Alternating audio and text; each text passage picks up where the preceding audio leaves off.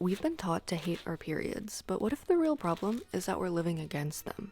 Like, what if instead we understood what our bodies actually need during this time? Let's start with what's happening in your body during your period. So, your hormones are at their lowest levels of your entire menstrual cycle, and that includes estrogen. And that's the hormone that gives you energy and passion and zest for life when it's high and rising. But right now, it's really low. So it really makes sense if you're feeling slow, tired, more sensitive or insecure, and more easily overwhelmed by anything that disrupts your sense of comfort and peace, like work, annoying people, pressure to work out, or even harsh lighting. And at the same time, your body is shedding the lining of your uterus, which is often accompanied by cramping and bloating. So what do you do for this low energy, sloth-like, bothered, sensitive, hungry state that you find your body in each month? Do things that give your body rest and replenishment. That's gonna help you sync up with where your body is at in your menstrual cycle. So let yourself rest for whatever amount of time is possible for you. Maybe that's multiple full rest days, which is awesome, but maybe that's just 20 minutes here and there throughout your period days. And whatever amount of time you have for yourself, make it intentional. Make a cup of tea, turn on cozy lighting and read a book or watch a movie, write in your journal, take a nap. Just think of the restful activities that sound good to you and intentionally create a space that helps you to relax and replenish your body. When it comes to exercise, it's really nice to just keep it gentle during your period. So if you're into intense workouts, then you might find that taking a break from them for a couple days of your period is actually more productive than pushing through. Like I said, we want to be thinking about rest and replenishment. So if we have like too much of a physical strain that we're putting on our bodies, it can deplete us instead of add to the replenishment that we need when we have our periods and our bodies are doing a really big job. So instead of an intense workout, think about instead doing things like a gentle walk or choosing a period-friendly workout video on YouTube, doing some restorative yoga. Just play around with the type of exercise you do during your period and pay attention to what actually feels good in your body and what doesn't. Some of you might feel good when you do more intense exercise during your period. Everyone's different, and cycle syncing is not so much so about like syncing to a specific set of things that you have to do, but it's more so just paying attention to like what actually feels supportive to your body.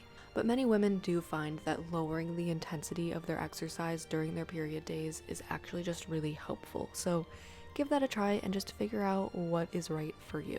Now, of course, we're all familiar with those less than desirable sidekicks that come with our periods, those period symptoms of cramps, headaches, bloating, tender breasts, fatigue, an irritable low mood. The list goes on and on. What's really cool about cycle syncing and giving your body the support that it needs during your period is that you will likely notice that simply aligning more of your activities and daily doings to be more supportive and restorative and replenishing, and you're creating those environments that feel really good to you during your period, you'll probably find that this unto itself helps these symptoms. It lessens the severity of these symptoms because you're giving your body the support that it needs. But sometimes we do need extra support, and oftentimes days in a cozy cocoon-like environment or days in doing whatever it is that is most supportive to you during your period,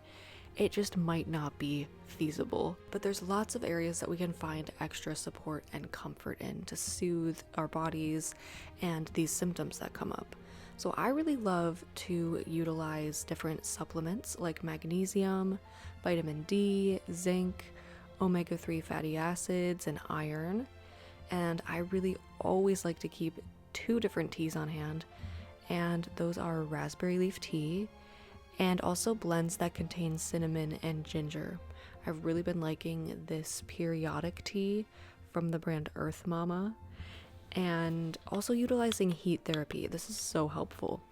Getting a heating pad it's a great investment getting a heating pad. Or there's also heatable pillows or hot water bottles, and just putting those on your low belly, and it helps so much with cramps and just creating like a comforting environment. Also, taking a warm bath with Epsom salts is so nice, or also using a heat patch if you're on the go. And something that I really love to do is gentle massage. Doing a gentle massage over your belly and right over where your uterus is really is so soothing and calming, especially if you use a body oil and you take deep breaths. It's just really, again, restorative and replenishing and calming and soothing to your body. Also, keeping yourself well fed is so important during your period, and it really helps to replenish your body. So I wanted to share this soup that I've really loved lately. I've made it so many times now. It's this creamy chicken and wild rice soup with lots of vegetables and really good seasonings. It's just so tasty and also just so comforting, and it makes such a good meal prep recipe. So making it right when your period starts, or like if you can right before your period starts, and having it just in your fridge so that you don't have to be cooking every day, it's so nice. So I just start by prepping all my vegetables, get them clean, peel the sweet potato, the carrots, and then I chop everything into small pieces. And then in a pot over medium-high heat, I heat up some olive oil and I cook the onion. And then after it's translucent, I add the garlic. And then I add wild rice, chicken broth, bay leaves, Old Bay seasoning, and fresh or dry ginger. Fresh ginger is the best, but dry works too. I add all those in and I bring it to a low boil, and then I just let it cook for like 30 to 40 minutes, basically just until the rice is cooked and the vegetables are soft. And beforehand, I prepped 2 chicken breasts, and I'm just cutting them up into small pieces, cutting up some collard greens and a lemon. And once everything is all cooked, I add in a can of coconut milk, which makes it so yummy and creamy, and I add in the chicken, collard greens, and like half of a lemon. And yeah, here's the recipe. You can take a screenshot of this recipe card and try it for yourself. I know you're gonna love it. Do you want soup?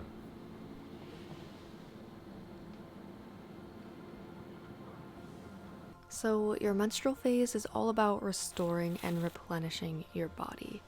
And syncing up with this cycle phase is all about paying attention to what feels supportive to your body during this time, instead of just pushing through or batting away or trying to numb out symptoms. It's all about taking as much time as you can for yourself to do more of what feels good to you. Maybe that's spending as much time as you can in cozy and comfortable environments, keeping yourself well fed and tended to. Pay attention to what truly feels good to you during your period. You deserve it. And if you want to learn how to support your body through the rest of your cycle, there's still 3 cycle phases that come next. Subscribe for the upcoming phases, and I'll be walking you through all of them. Thank you so much for being here, and I'll see you later. Bye, loves.